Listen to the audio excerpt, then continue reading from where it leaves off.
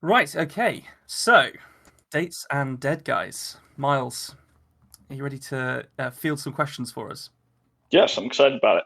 Fantastic. I think, am I okay to ask the first one, Nico? I Of don't normally course ask you the may, first one. young Yeah. man. Yeah. What's the first story you remember encountering from history that meant something to you? Okay, actually, I'm very aware of this. Um, when I was in eighth grade, I had a wonderful history teacher named Joe Festa, and he was, exactly what I wanted to be as a teacher. He was a hyper engaging storyteller, and he could really just kind of take you there. And he had a ton of topics that he really enjoyed. He made a massive deal out of things like the Battle of Bunker Hill in the American Revolution, and prior to that, the Boston Massacre. But what really sticks out to me is that when I was 13 years old in his class, he told us the story of the Aztecs and the Spanish conquest of the Aztecs. And there were a number of things that, I just kind of, didn't think about for years. But one of them was that we were going through some primary sources from one of the guys in the trip, the one who recorded everything. His name was Bernal Diaz. And I remember going through class and hearing Festa talk about them and being very interested in the subject, and then encountering it again years later and just remembering everything. And that being very powerful to me. Oh, That wow. something I hadn't thought about for years left that kind of impact, even if I Yeah, was separate from it for a long time. That's it's like deep knowledge, that, isn't it? That's a that's memory scar. yeah, yeah. Yeah. Fascinating, fascinating. So And you said yeah, go on. he was exactly the kind of teacher you wanted to become. Did you know already then that you wanted to teach? Oh no, I just I kind of lucked into teaching in a number of ways. Yeah. Like I myself was not a good student until I was about 20. Like I'm a marginally intelligent person. I could kind of get by in school, but I was mostly there for like sports.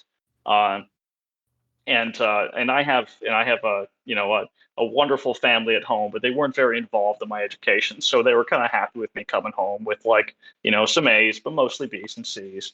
Uh, and then I went to college because I thought I was supposed to go to college. That's what everybody did.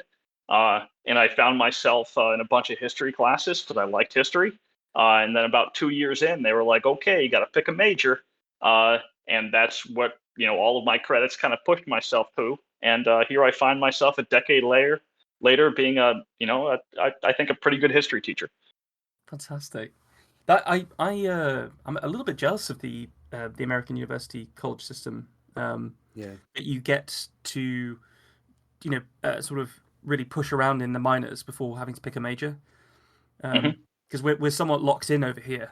Like, Yeah. Oh yes. and the idea of an 18-year-old first time away from home knowing exactly what they want their degree in seems a little bit it just like useless as a concept to me. Like, because it's a Oh yeah. different method of learning. It's different arena to learn things in, and different applications. So things are going to change in the way that you interact with education in that scenario. So Oh yeah. Oh yeah, yeah. Absolutely. And I would say that there's been way more personal growth from when I was like 20 to 24 than there was in the decade before that, and probably way more growth since I've been 25 than there was in the 4 years prior. you've Uh, achieved the terminal velocity of growth. oh yeah, yeah. It's Good. it's it's been very nice to become far more of an adult than anyone would have anticipated a decade ago. When did you first have the idea to create a YouTube channel to tell the stories that you've been telling? Uh, so I actually uh it's kind of weird. So I told you before that when I got to college, it's kind of went because I thought it was the thing I was supposed to do, Yeah. but I wasn't, particularly interested in advancing my education. I just thought like, okay, I had to go get a job. So you go to college to get a job, and you'll do that. But one of my first loves was stand up comedy. Um, Ah, and so I kind of had in the back of my head for a while that like, uh, like, okay, well, I should do some of this on the side. But being in Lancaster, Pennsylvania, or Montrose, where I grew up, there weren't any real opportunities for that.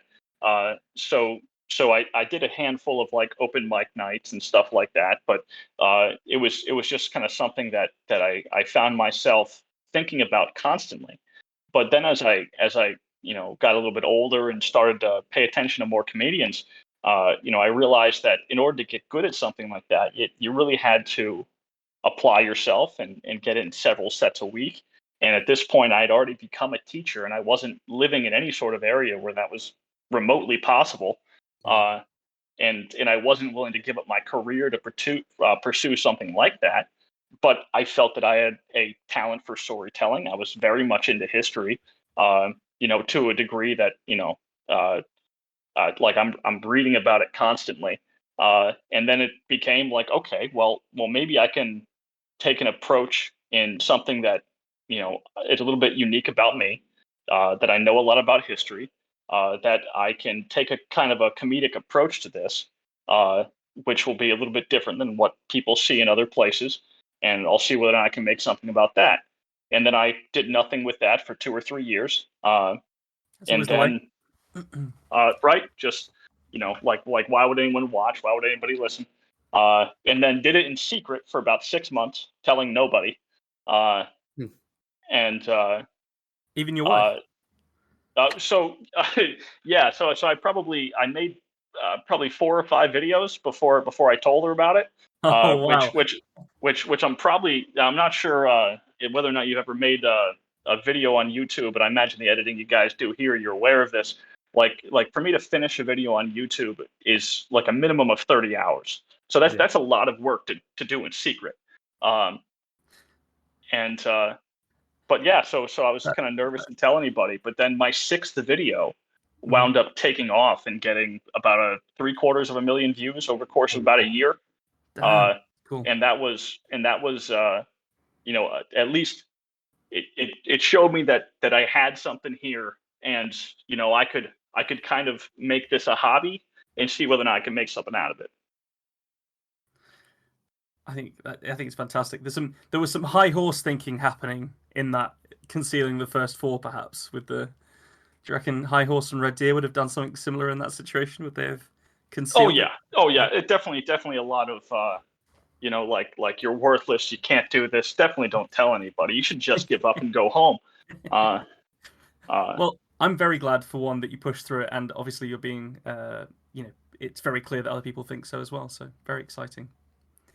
So, other than Yeah, it go on. being, Sorry, Nico. if not that sixth video, but what video, if someone was going to start watching your channel today, which you're all going to, if you didn't do it last week, naughty children, which video would you say start here? This is the place to begin. uh, okay, so I would say that about 6 months ago, I retooled a lot of what I was doing on the channel, uh, and I made a video called Apache Manhunt, and it's the one that launches my most recent series. I've been doing that now for about 6 months. I, by the time anyone hears this, there will be a seventh video. Then the series will be wrapped up. But uh, I changed a lot of things. So before I was just kind of like telling stories because I thought that I knew the story and kind of could tell it in a compelling way. But then I kind of really looked at some of the components of storytelling, and it's very obvious when I listen to you guys tell stories that you are far more adept at this than me. Like the way you guys use descriptive terms and really set a setting for people and make them feel what's going on is far more advanced than what I'm doing. But I'm trying to work toward that by building toward like different beats and getting people engaged in different parts of what's going on. Uh, and in nonfiction, that's pretty tough to do. But I think that one, Apache Manhunt, is really where they get started, and that kind of takes you down the series of where I've been.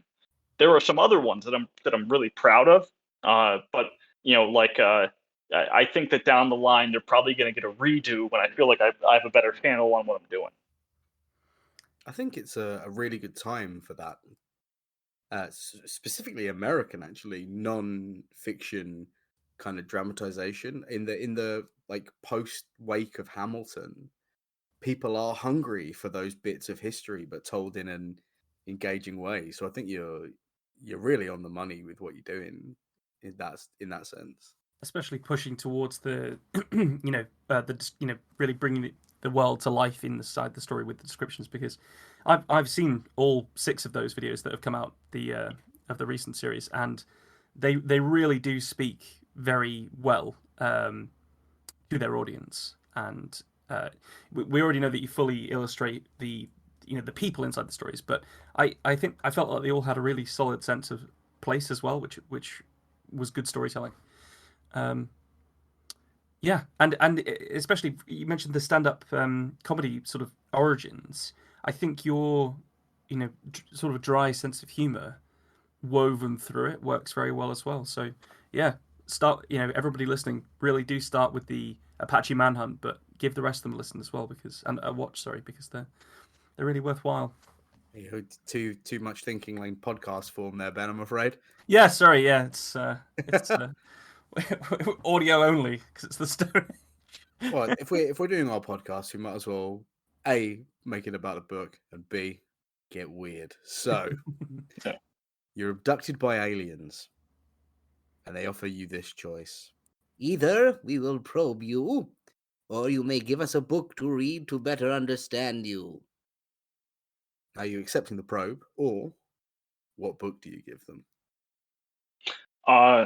Okay, so when we're talking about understanding here, are we talking about understanding me, or are we talking about understanding? Did I stutter? I think you're playing a dangerous game there, because they whatever you think that would meet that criteria of understanding you. Okay. So actually, I read a book a few years ago. I've reread it a few times since. Called Tribe.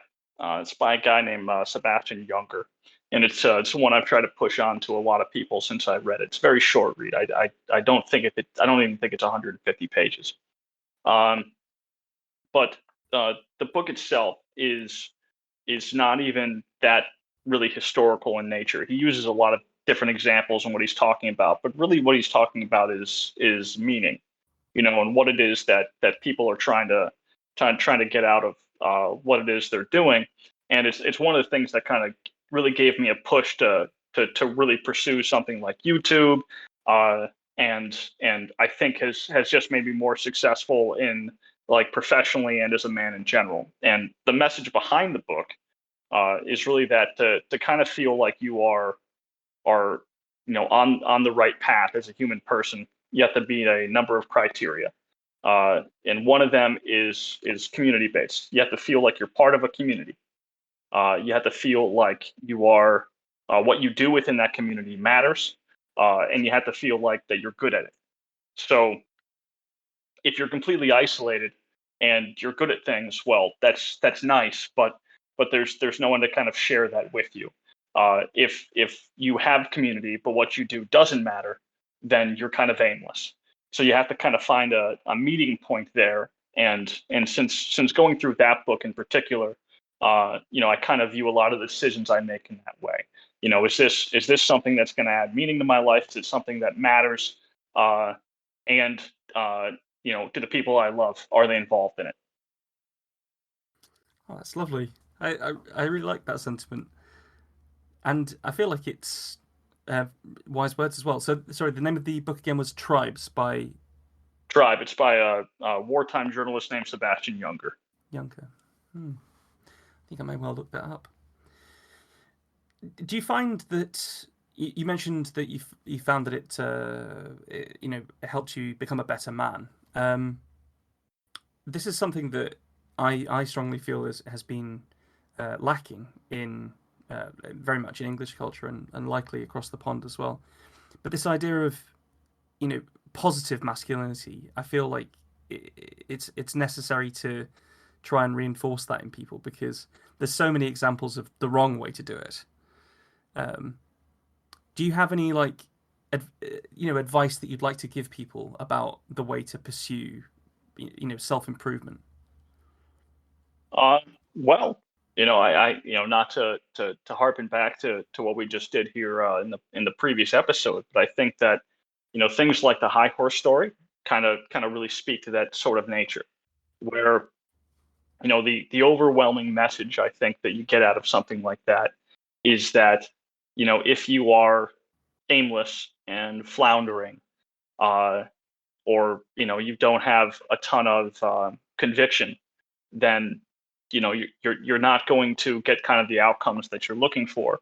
And how I think that relates to something like positive masculinity would be that by taking a more proactive stance in improving your circumstances, you put yourself in a much better spot. And one of those things I think is simple. It's just something like confidence, where because you've put in the work to be a role model, or to be successful, or to be the kind of person, like in the story, that someone that deserves to be with somebody because you've met the criteria that makes you worthy, and then that's good.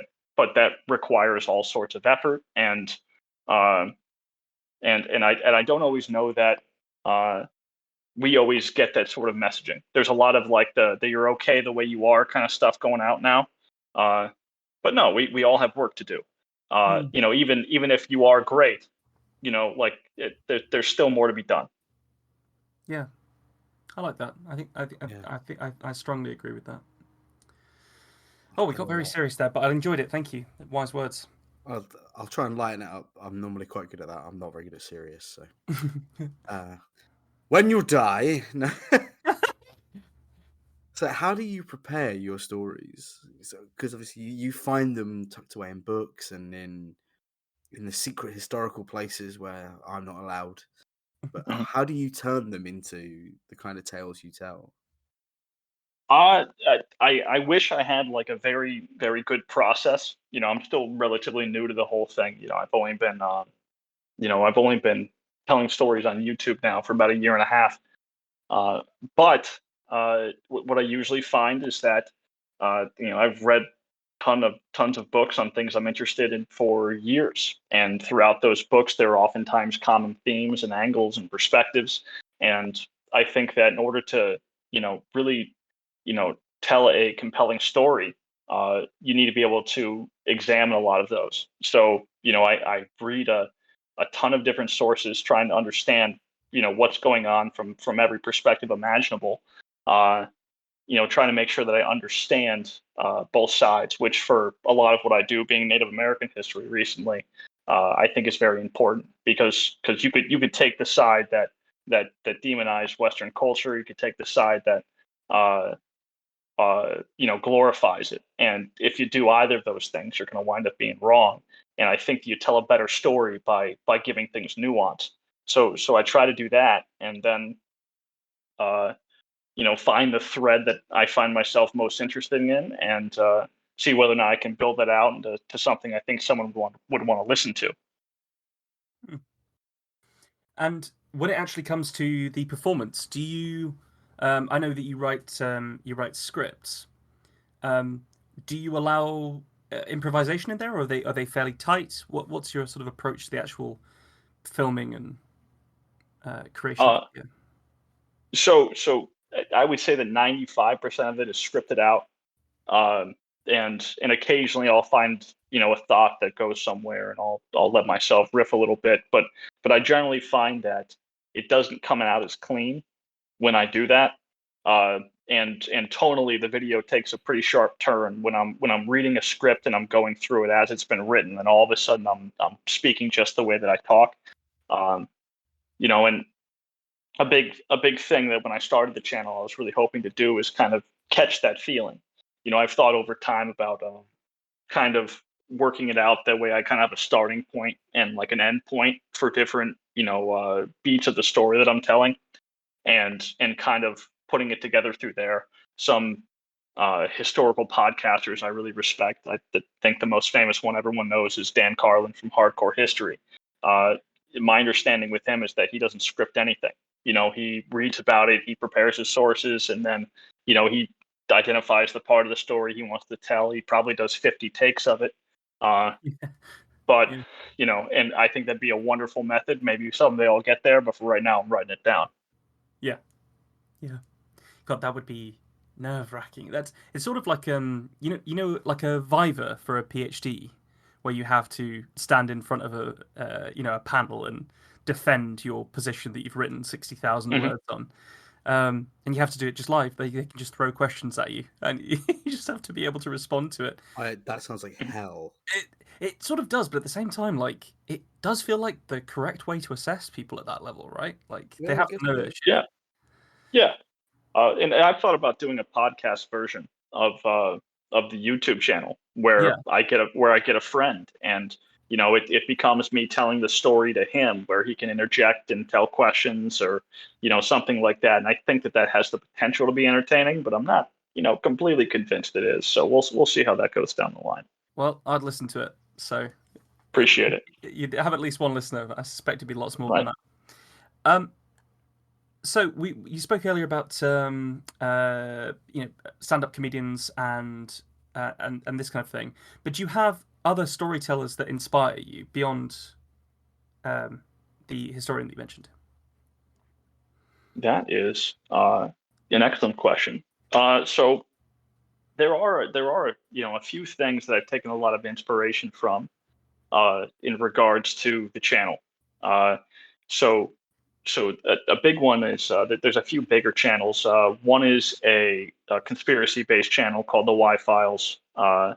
Another one is a kind of a spooky mystery channel called Mr. Ballin. And in Oh, both of those love two, that channel. Mr. Ballin. Yeah.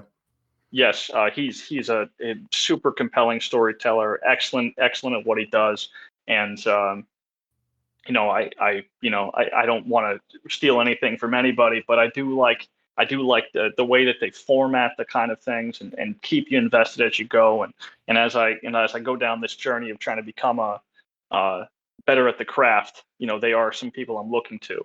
There's also a number of historical podcasts. I've mentioned Dan Carlin before, but my favorite one is one called Martyr Made, done by a guy named Daryl Cooper. And his thing has always been, what I've taken away from him is that he dives super deep on understanding the people who he's talking about. And so, for example, he did a massive series on the Israeli-Palestinian conflict, and he did another one on Jim Jones and the People's Temple.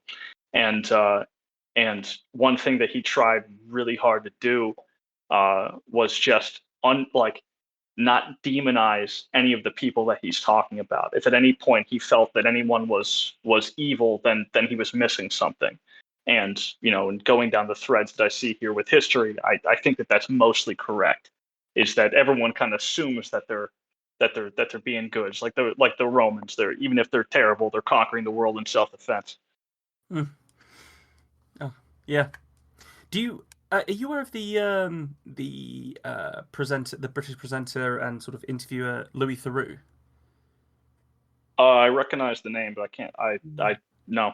I feel like you might get a kick out of the way that he explores the topic, because he sort of finds like the stranger parts of humanity wherever it might be, and then just talks to people, and he talks to people in a way that isn't, as you mentioned before, it doesn't demonize them necessarily, or he just asks them very straight, calm questions about what they think about the world, and the result is absolutely fascinating, with people either becoming extremely defensive or, for the most part, opening up entirely. And you get to see this whole other side of people that normally, from their point of view, you would just dismiss them, or a lot of people would Yeah. dismiss them. Oh yeah, absolutely. A ton of times you see people who you thoroughly disagree with, but it's just we have slightly different values, or we think about these things other ways. And even if we disagree on one thing, it doesn't mean that you're a bad person. It just means that we disagree on this, and that can oftentimes be okay. We at least I live in a world right now that's pretty low stakes. If I disagree with you, we can still be friends, because we're all going to work tomorrow, and hanging out with our families and having a good time. Yeah. Lovely. Ooh, this next one's musically based, so I feel like our I resident feel like you have musician to pass it to me. Oh Yeah. no. So it's funny enough, with me bringing up Hamilton earlier. Have you ever associated a song or piece of music with a historical figure? plays in your head every time you read the name? So like I'm gonna avoid the easy answer because I've listened to Hamilton probably dozens of times. I'm a big runner, and that was when that was big a year or two ago, that one was running on repeat quite often.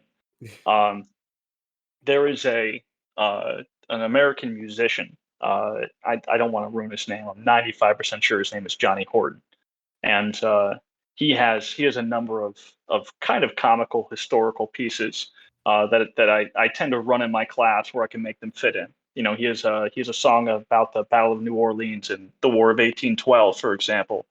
Uh, was a if you're not familiar with the battle, it was fought after the War of 1812 was actually finished, but made Andrew Jackson, a future American president, very very famous. He has another one about some of the soldiers in the American army being very reluctant to go with Mr. Custer out the Little Bighorn, where they were eventually all slaughtered later. And there are some historical pieces like that that are pretty easy to associate with things. But I'm not sure if there's any other music that's outside the historical realm that I think that way. Yeah. Oh, that's a actually a potentially a really good recommendation because I feel like that's sort of up your alley, is it? There, it's sort of comedy and I mean, yeah, history. Yeah. I could. I'm pretty sure I'm gonna have a bit of a deep dive after this, guys. Yeah. And I'll come back to you. I'll let you know. So I want to stay friends. Yeah. Do you uh, have you? This is a bit of an odd question because it sort of comes from my own experience, but I, as a kid, really enjoyed playing games like Cossacks and Age of Empires, Age of Mythology, things like that. And I felt like they gave me another access point for history, because typically these things have encyclopedias inside them that you can read up on things as you play through like a gameplay loop or build your town or whatever. Are you a big gamer? Do you do like historical like wargaming and things like that? So forgive me. Are those video games? Are they board games? They are video games, yeah. They're the sort of video games from the 90s, those ones. But also there's things like the Civilization series and the Total War series, more sort of recent ones. I actually haven't. I swore off video games. Probably around the time I was a senior in high school. Yeah. Um, it's I love video games. They are so much fun. And I wasted a lot of days in high school just going back and forth on Madden and Call of Duty and stuff like that. And it's not good for my productivity levels. I man, I am so jealous of people who can incorporate it into their lives and do so successfully. I just don't think I can. Um, Oh, wow. I have played some board games that I'm not sure that some of them are kind of war based, like Risk, for example. I Yeah. used to play board games on Saturdays with some friends when I lived in a different city, and Risk was a big one that we would play.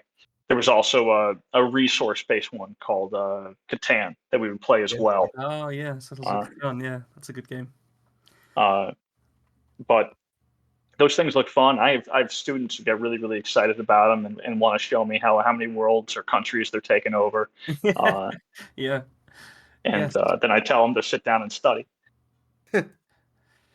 I think knowing your limitations on that one is a wise thing because they are extremely addictive. But I think for the most part, I feel like they've been a fairly positive influence on from my personal experience of um, another way to learn about things. Um, Oh yeah. no, absolutely. And I've had students tell me like things that they wouldn't otherwise know Mm. Yeah. because they play those games.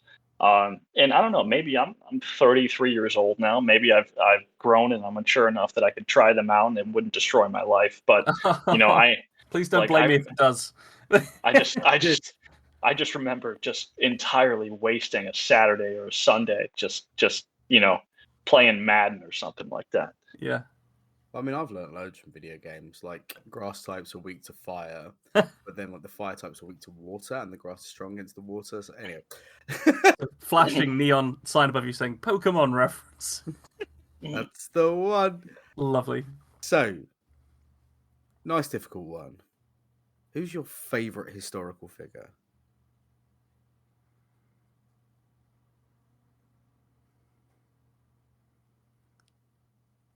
Okay. I'll answer this one. But it's definitely not an easy choice. Um, Probably George Washington. It's probably George Washington. Um, Right. and there's a number of reasons why. Uh, I definitely find myself really enjoying complex figures. And on his face, people don't usually think of that way with Washington, but Yeah. in a lot of ways, he was. And even though he had a lot of failings, he did a lot to kind of correct them. So, for example, obviously he's going to wind up uh, living in Virginia and inheriting a massive estate as part of Mount Vernon. And as part of it, inheriting that estate, uh, like a lot of Virginians at the time, he wasn't necessarily cash rich, but the term they used at the time is kind of land rich. But because it's based on the plantation system, that's going to involve slavery. It's one of the things that makes his character rather complex. Is that like it's a huge moral failing that he himself was involved in that. But we'll get that back to that in a second. He winds up doing a number of things with his early career, including being a map maker and things to that effect. But he winds up enlisting in the military and having some really big failings uh, early on in the French and Indian War, uh, and and that should have destroyed his career right there. But he was rather persistent and stayed with the military process. And by the time the Americans were ready for revolution, he really put himself in a position to be the head general for that process. He does get named that way. Uh, the Americans during that time were rather under provisioned uh, and dealing with volunteer forces. And there was no real way for him, with a lack of supplies, funds, weapons, and untrained soldiers, to fight any sort of offensive war. And that's what the Americans did.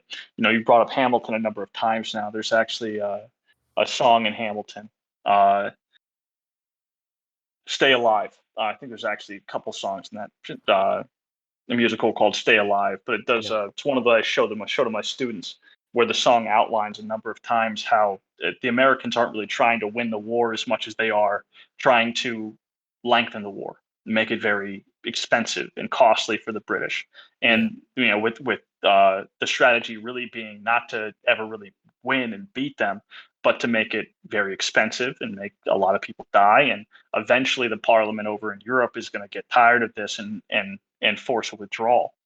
Uh, and that's a tough strategy to sell people on, because you keep on losing battles, uh, but that's part of the strategy. But if you're losing, morale is very, very low.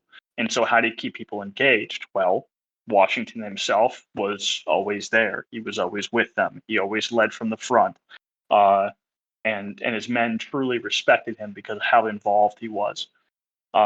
He winds up winning that conflict. He goes to back to Mount Vernon, which really is what he wanted to do his entire time. Is just go back and live a simple life as a planter. But when the United States first government doesn't pan out, he's the most famous and respected man in the country as the general of the revolution, and he rather reluctantly kind of is thrust in the position of president. Uh, and he takes it on uh, with a complete level of unknown with this brand new government, and and does so with uh, a level of honor that he really didn't have to. He could have been far more tyrannical than what he was, and most famously at the end, after 2 terms, he steps down, kind of setting the stage for future presidents to not hold power. Going back to Hamilton, there's a line there, to teach the country to move on Yeah. is the idea. But he didn't have to give up the power; he chose to, he wanted to. And to go back to the issue of slavery, and kind of a hilarious twist to the end of Washington, he had, at different stages of his life, anywhere between 100 and 200 slaves, uh, which is pretty typical for a Virginia planter. If you were a wealthy landowner in Virginia, that was, the world that you were in. But seeing that slavery was incongruent with his ideals and the ideal of the new country, he did write into his will that upon his death, his slaves would be released. but he did make one comical error that really makes me like him a lot more, which is that he didn't tell his wife that that was part of his will. His wife being Martha, and that it wasn't actually that his slaves would be released upon his death, is that they would be released upon her death. And in a hilarious oversight, now all the slaves knew the only thing standing between their freedom was the life of Martha Washington. So that made her very uncomfortable, and she winds up freeing them early. That's terrifying. To yeah. be in that horrendous situation and then just of course, just fucking free them. Jesus Christ. Well, okay. So, but this kind of goes back to a more complicated thing, and Washington write about this a lot. As much as it sounds great to free people, it's also irresponsible. If you just freed the slaves right away, then and just kind of absolved yourself of any responsibility, well, what happens to them next? They have no formal education outside of what they know on the farm. They have no funds. They have no land, and so Washington set up a trust for them, and set up a system for the slaves to be educated. That way, that when they were freed, they would have some sort of chance within the American society, outside of being re-enslaved or forced into, some other form of servitude on a farm somewhere. I feel like I really need to learn more American history. Can I just borrow you maybe 2-3 hours a week? Everything is so nuanced, and there's so many different sort of angles that people needed to think things through in a very different world. So that was that is a perfect example of exactly the kind of storytelling that you do, because I was gripped, and I've come away from that knowing a lot more about Washington than I knew going in, and also finding him extremely intriguing as a historical figure. Oh, what a great answer! Thank you. Right, I need to recover from that. What's your next obsession, do you think? What's your next angle on your channel after your 7-part Native American series? Do you have any ideas so I have a few. So I've been running this series on the Apache, and I've really enjoyed it. They are a fascinating group of people, with a compelling history that unfortunately is also just riddled with tragedy. But it's been interesting. There are a couple things that the people who watch my channel seem to really enjoy, and so I'm going to explore them a little bit. Some of the more popular topics on my channel have been the Comanche, which had interactions with the Apache throughout history. So I have, when I finish this next video that'll publish next Saturday, my next piece of work, 3 of them are going to be on the Comanche. One of them is going to be to compare them specifically to the Mongols as horse archers. Another one is going to be to take a look at their downfall. There was a number of things. Basically, new technology was a huge factor in the American military being able to defeat the Comanche, as well as some starvation tactics, which we'll get into. But what I'm most excited about is I'm actually making a bow. Wow. That's cool as fuck. So the Comanche and a lot of different groups in the area like to use a wood called orange osage for their bows, and obviously very famous as archers. So what I'm doing is I bought a few staves of orange osage, and I've been spending a lot of time learning how to make a bow, and I got the tools and stuff that I need to do it. And I will be, basically doing a short build montage, but most of the video will be me trying to show the viewer how to shoot like a Comanche. They had a very unique style where they would hold their arrow. They didn't use a quiver. They would hold their arrows in a hand you wouldn't quite expect, and shoot at an angle you wouldn't expect, so that they could essentially in one movement shoot arrows pretty seamlessly. So over the course of say 10 seconds, for example, they might be able to shoot 5 to 7 arrows. But they would do so on horseback, and so I'm trying to mimic that process. Can you ride horses or?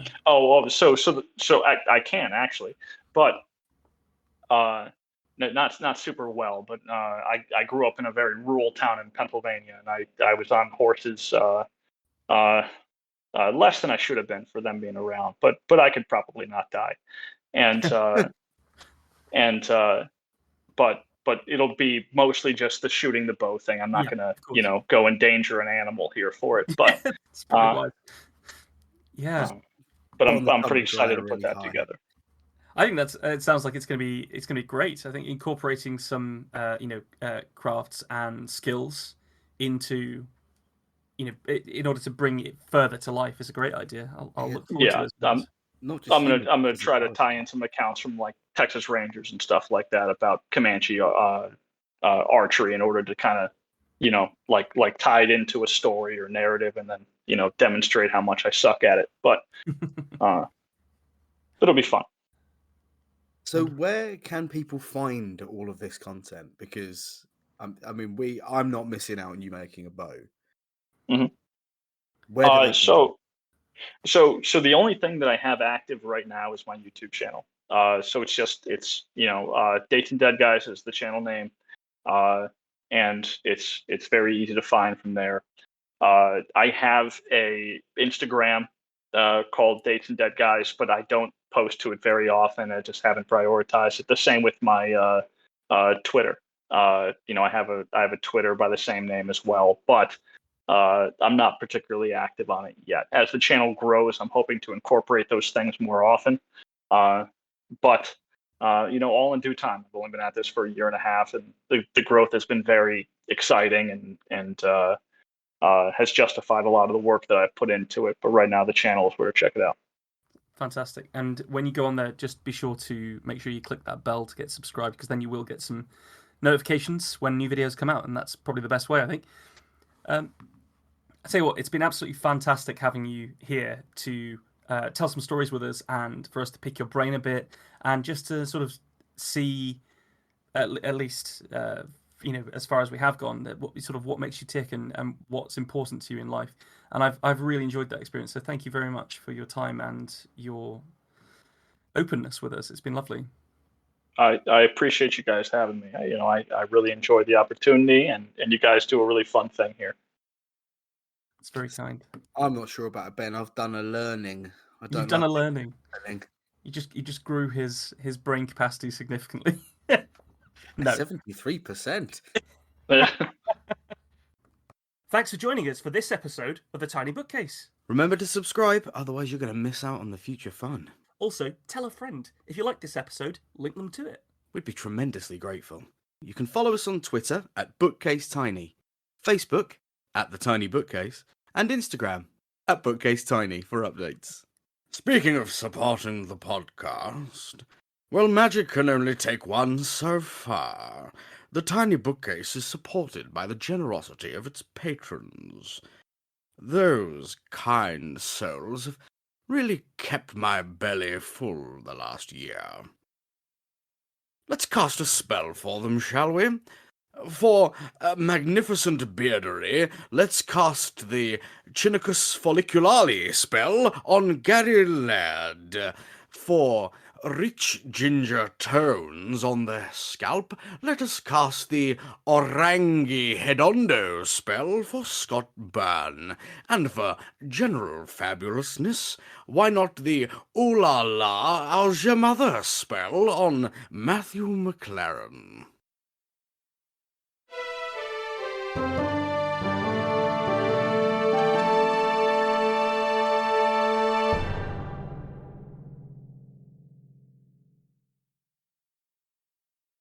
How do you come up with that shit, man?